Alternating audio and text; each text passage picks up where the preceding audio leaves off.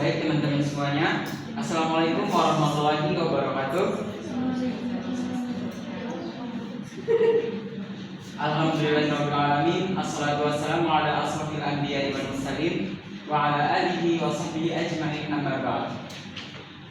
Pada Allah kita bersyukur dan kepada Nabi Muhammad SAW kita mengucapkan salawat. Allahumma sholli ala sayyidina Muhammad. Selamat pagi teman-teman semuanya. Yang saya hormati Ibu Iva Laini MBA dan hadirin teman-teman semuanya yang saya banggakan. Oke, jadi perkenalkan kami dari kelompok 5. Di sini kami akan mempresentasikan tentang keseimbangan perekonomian terbuka. Tentunya di sini saya tidak sendiri, saya ditemani oleh rekan-rekan terbaik saya. Perkenalkan, saya Faisal Munawar selaku moderator pada presentasi kelompok 5. Saya Wanda Prihanisa dan saya Asmika Idrisa. Baik teman-teman semuanya, tanpa berlama-lama, marilah kita masuk ke materi pertama yang akan disampaikan oleh saudari Wanda. Baik, yang pertama yaitu pengertian keseimbangan perekonomian terbuka. Apa sih keseimbangan perekonomian terbuka itu? Perekonomian terbuka atau perekonomian empat sektor adalah suatu sistem ekonomi yang melakukan kegiatan ekspor dan impor dengan negara-negara lain di dunia ini. Keseimbangan perekonomian terbuka terjadi ketika seluruh bagian perekonomian suatu negara, baik yang berasal dari dalam negeri maupun luar negeri itu saling ketergantungan itu dan berfungsi dengan baik dan saling mendukung. Keseimbangan perekonomian terbuka tuh tentu nggak jauh dari ekspor, impor, dan pengeluaran agregat. Dalam perekonomian terbuka, aktivitas ekspor dan impor menjadi bagian penting dalam menentukan aliran pendapatan dan pengeluaran dalam satu negara. Ekspor itu berarti barang dan jasa yang diproduksi dalam negeri dijual ke luar negeri dan akan menambah pendapatan negara karena aliran uang masuk. Sedangkan impor sendiri itu barang dan jasa yang dibeli dari luar negeri dan masuk ke dalam luar negeri dan mengurangi pendapatan domestik karena aliran uang keluar. Pengeluaran agregat itu total pengeluaran dalam perekonomian yang mencakup 4 komponen utama, yaitu Y sama dengan C plus I plus G dalam kurung X kurang M. Nah, di sini ada sirkulasi aliran pendapatan. Yang pertama aliran 1 yaitu di sini. Aliran 1 yaitu perusahaan menggunakan faktor produksi dari rumah tangga dan memberikan pendapatan berupa gaji, upah, sewa, bunga, dan dari sektor rumah tangga. Aliran 2 nih, perusahaan ke pemerintah yaitu pajak. Perusahaan membayar pajak ke pemerintah itu karena pajak tersebut dipotong dari keuntungan perusahaan. Nah, yang aliran ketiga, rumah tangga membayar pajak individu kepada pemerintah dan pendapatan yang diterima setelah pajak disebut pendapatan disposable.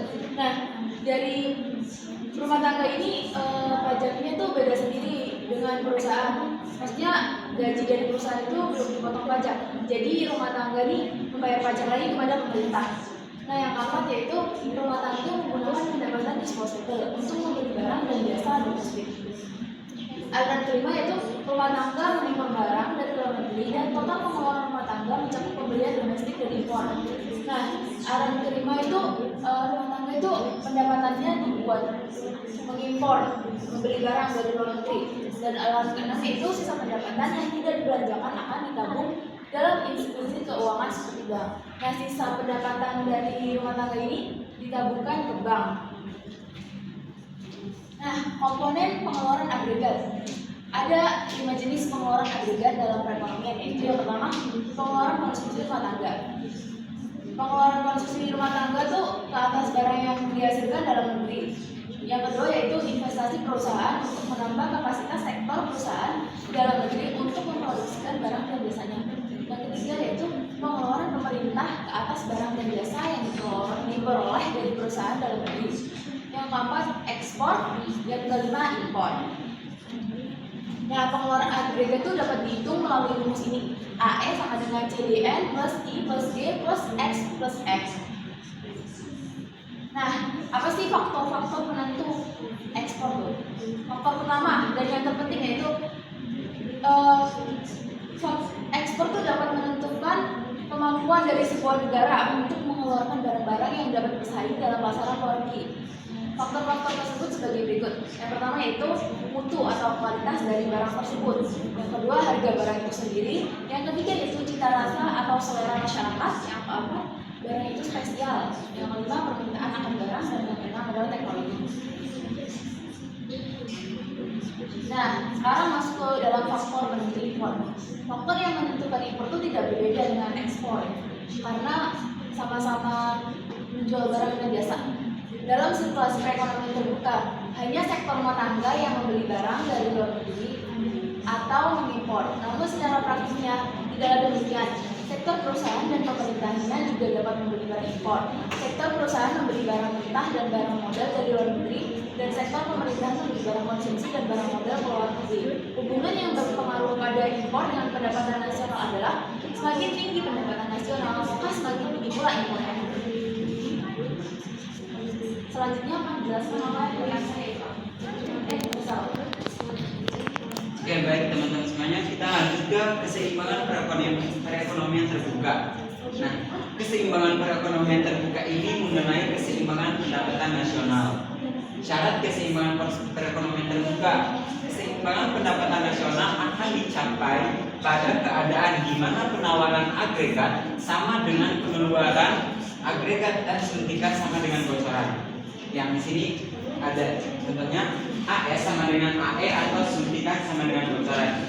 Nah, penawaran dan pengeluaran agregat dalam perekonomian terbuka ada dua golongan barang dan jasa yang diperjualbelikan dalam luar negeri, yaitu dalam negeri. Yang pertama, barang dan jasa diproduksi dalam negeri dan meliputi pendapatan nasional atau Y. Yang kedua, barang dan jasa yang diimpor dari luar negeri atau M.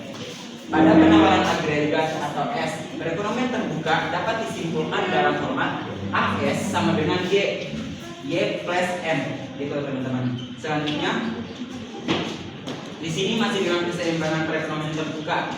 Pada pengeluaran agregat atau AE meliputi 5 komponen. Yang pertama, pengeluaran rumah tangga ke atas barang yang diproduksi dalam negeri atau CDN. Yang kedua, investasi swasta atau I. Yang ketiga, pengeluaran pemerintah atau G. Yang keempat, ekspor atau X. Yang kelima, pengeluaran di atas impor atau R. Nah, selanjutnya dalam persamaannya AE sama dengan CDN plus I plus G plus X plus M. Selanjutnya, dalam konsumsi atau pengeluaran rumah tangga terdiri dari pengeluaran atas barang dalam negeri dan ke atas barang impor. Yang kedua, persamaannya seperti ini. C sama dengan CDN plus M. Nah, berdasarkan persamaan di atas ini dapat disederhanakan menjadi AE sama dengan C plus I plus G plus X. Maka nilai C adalah dari persamaan CDN plus M. Begitu juga dalam keseimbangan pendapatan nasional pada perekonomian terbuka dicapai apabila Y plus M sama dengan C plus I plus G plus X atau Y sama dengan C plus I plus G plus dalam kurung X dikurang M. Oke teman-teman, di sini kita masuk ke suntikan dan bocoran dalam perekonomian terbuka ini.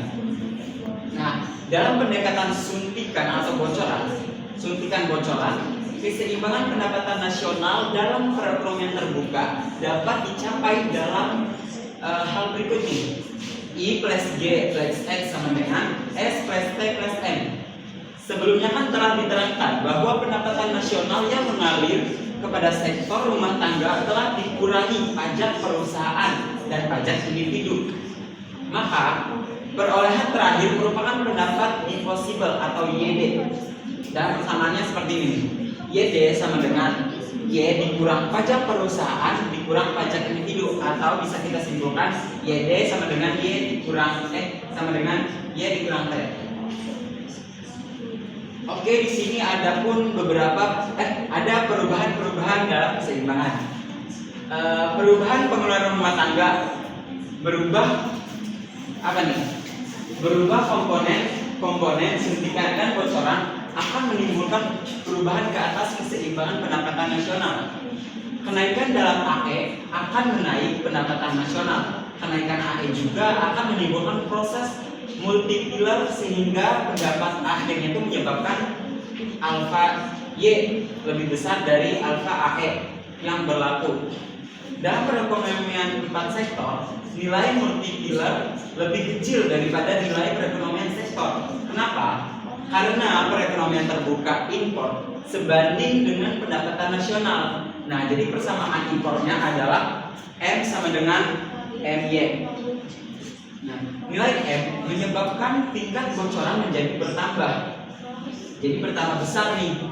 Nah, kenaikan tabungan, pajak atau impor akan mengurangi pendapatan nasional. Proses multiplier akan menyebabkan pendapatan nasional berkurang lebih besar akibat kenaikan bocoran. Selanjutnya akan dijelaskan oleh Agni. Baik, di sini ada keseimbangan perekonomian terbuka, contoh angkanya. Jadi ada beberapa permasalahan dan pertanyaan. Di dalam suatu perekonomian terbuka itu ada ciri fungsi penggunaan yang dimana C sama dengan 500 ditambah 0,8 Y basis D. Yang kedua itu pajaknya adalah 25% dari pendapatan nasional yang dimana T sama dengan 0,25 Y.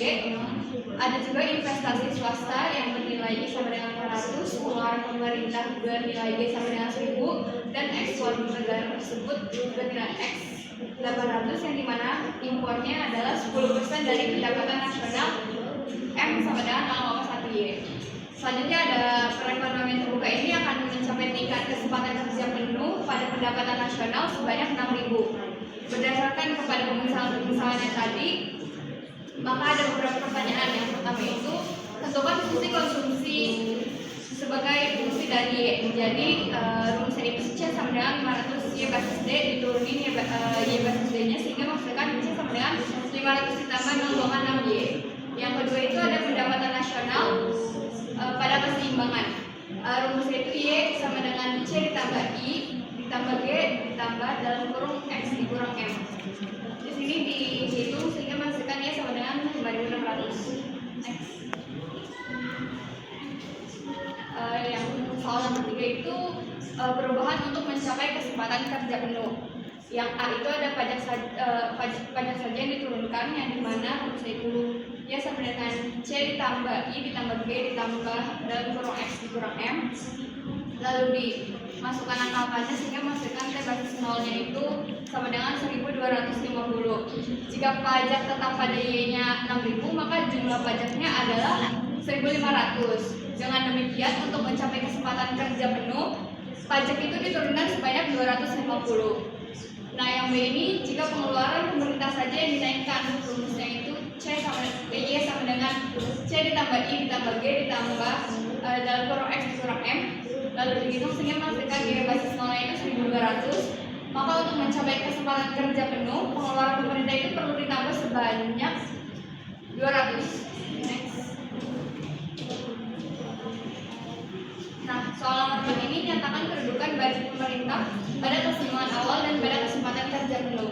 Nyatakan fungsi pajak yang baru. Jadi pada keseimbangan awalnya yang sama dengan 5.600 itu pajaknya itu pajak sebanyak T itu 1.400. Terus pengeluaran pemerintahnya itu G sama dengan 1.000, maka pengeluaran pemerintah mengalami surplus sebanyak 400. Nah, kasus pengurangan pajak untuk mencapai kesempatan kerja penuh, pajak telah berkurang menjadi 1.250. Pengeluaran pemerintahnya tetap pada 1.000, jadi pengeluaran pemerintah mengalami surplusnya itu sebanyak 250. Selanjutnya kasus menambah pengeluaran pemerintah untuk mencapai kesempatan kerja penuh. Pengeluaran pemerintah akan meningkat menjadi 1.200. Fungsi pajak tetap itu T sama dengan 0,25 Y, maka pada Y sama dengan 6.000, pajak yang diterima adalah 1.500. Dengan demikian, budget pemerintah mengalami surplusnya itu sebanyak 300. Selanjutnya fungsi pajak yang baru. Apabila kesempatan kerja penuh dicapai dengan mengurangi pajak secara sekaligus, fungsi pajak akan berubah menjadi T sama dengan T basis 0 ditambah 0,5 Y. Jumlah pajak yang baru yaitu 1.250 dengan menentukan nilai T yaitu T sama dengan T basis 0 ditambah 0,25 Y.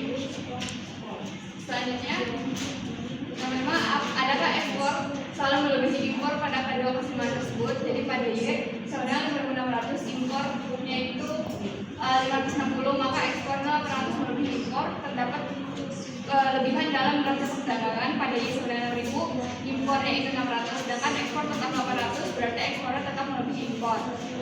Terus nomor 6, simpulkan mengenai nilai multiplier dalam perekonomian terbuka tersebut. Nah, jadi semua itu multiplier didefinisikan sebagai angka yang menunjukkan perbandingan antara pertambahan pendapatan nasional dengan pertambahan pengeluaran agregat. Dalam menjawab pertanyaan didapati pertambahan pendapatan nasional 6.000 sama dengan 5.600 sama dengan 400, sedangkan pengeluaran pemerintah yang diperlukan untuk menambah pendapatan nasional ada 200. Dengan demikian dalam perekonomian yang disebutkan multiplier adalah 2. Nah, ini ada grafiknya yang dimana fungsinya itu C500 sama dengan 0,6 Y, terus investasi perusahaan 500, pengeluaran pemerintah 1.000, dan ekspor masing-masingnya 800. Ini ada multiplier dalam perekonomian terbuka, definisinya tadi, terus ini ada perbandingan multiplier perekonomian tertutup dan terbuka. Dalam perekonomian tertutup itu nggak ada ekspor dan impor, dan demikian ciri pengeluaran dalam ekonomi adalah seperti yang diasumsikan dalam gambaran tadi hingga dari ketiga dari angka contoh. Dengan demikian perekonomian terbuka tersebut berlaku keadaan A C sama dengan 0,8 Y basis D, B C 0,25 Y, C G sama dengan 100, dan I sama dengan 500. Jadi dalam perekonomian seperti yang diasumsikan ini multipliernya adalah 2,5.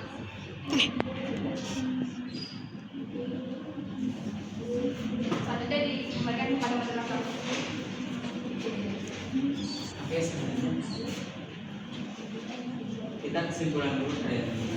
Baik, jadi kesimpulan dari presentasi kami tadi itu, keseimbangan perekonomian terbuka terjadi ketika agregat sama dengan penawaran agregat, serta suntikan ekonomi sama dengan bocoran. Ekspor, impor, investasi, konsumsi, dan pengeluaran pemerintah saling memengaruhi keseimbangan pendapatan nasional. Multiplier dalam perekonomian terbuka lebih kecil daripada perekonomian tertutup karena adanya bocoran melalui impor. Oke, baik teman-teman semuanya, dari presentasi kami tadi, adakah teman-teman yang ingin bertanya atau ingin menyanggah tentang materi yang kami sampaikan? Silakan mengatakan. Boleh? Oke.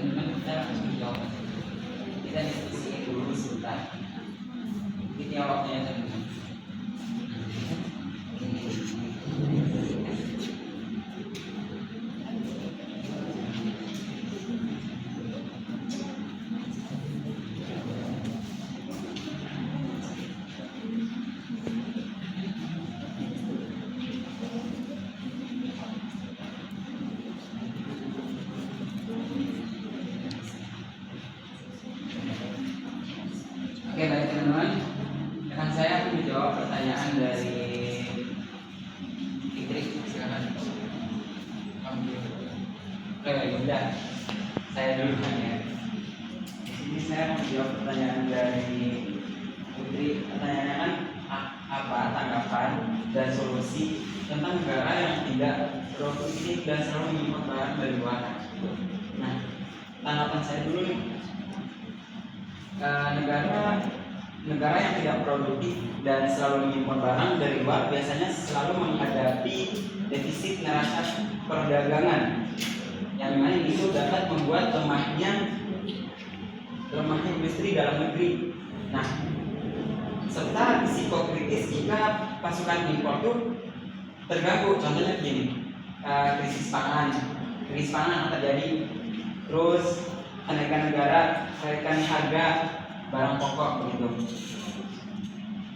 Itu anggapannya kan. Nah, ketergantungan impor jangka panjang membuat rentan lapangan kerja lokal sedikit berkembang. Gitu. Jadi dari permasalahan tersebut ada pun beberapa solusi yang dapat saya berikan. Yang pertama itu peningkatan kapasitas produksi dalam negeri, yang dimana ini dilakukan investasi di sektor pertanian, manufaktur, dan industri strategis. Yang kedua, kebijakan potensi seleksi. Ini tuh memberi insentif bagi produsen lokal seperti subsidi, pembiayaan murah gitu. Yang ketiga, penguatan riset dan inovasi dengan mendorong pengembangan produksi lokal berkualitas dan kompetitif. Dan yang terakhir nih, gerakan cinta produk lokal gitu.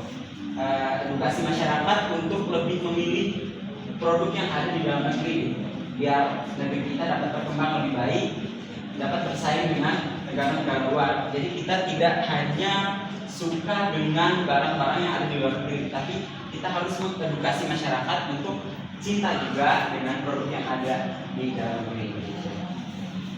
Selanjutnya, terima kasih. Apakah dapat dipahami? Ya, terima kasih Putri aku. Selanjutnya saya akan menjawab pertanyaan dari Putri. Yaitu pertanyaannya, seberapa dan gimana ngaruhnya keseimbangan perekonomian negara itu jika kita membeli produk lokal? Nah, kalau kita membeli produk lokal, kita bisa meningkatkan pertumbuhan ekonomi. Ekonomi negara itu akan terus bertumbuh jika kita beli produk lokal. Terus semakin banyaknya orang yang beli produk lokal, pasti akan butuh lapangan pekerjaan yang banyak. Jadi kita kan di sini banyak pengangguran kan di Indonesia. Nah, itu akan menciptakan lapangan pekerjaan yang banyak.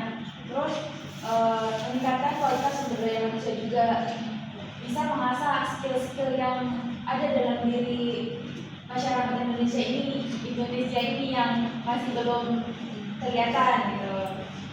Terus menjaga kelestarian budaya dan lingkungan juga. Terus kalau kita semakin sering menggunakan produk lokal, negara tuh bakal gak bergantung gitu pada produk impor. Tuh, apakah udah menjawab? Iya. Selanjutnya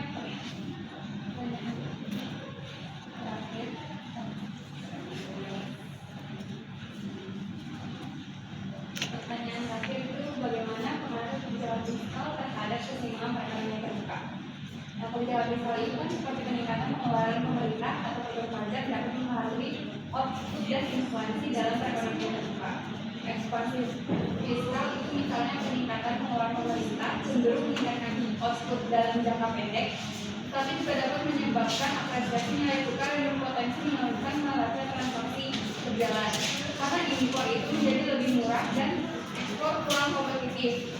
Apresiasi nilai tukar ini dapat mengurangi efek stimulus fiskal dari sisi permintaan domestik. Selain itu, tingkat produk output juga dipengaruhi oleh sensitivitas investasi terhadap suku bunga dan fleksibilitas harga. Di dalam perekonomian terbuka dengan nilai tukar fleksibel, efek produk out bisa lebih kecil dibandingkan dengan perekonomian tertutup. Jadi kebijakan fiskal di perekonomian terbuka itu harus mempertimbangkan dampak nilai tukar dan neraca perdagangan agar keseimbangan perekonomian tetap terjaga. Oke, baik teman-teman, terima kasih atas waktunya. Demikianlah presentasi yang dapat kami sampaikan. Mohon maaf atas segala kekurangannya. yang baik datangnya dari Allah Subhanahu wa taala, yang buruk datangnya dari kita. Terima kasih kepada teman-teman semuanya. Wassalamualaikum warahmatullahi wabarakatuh. Waalaikumsalam.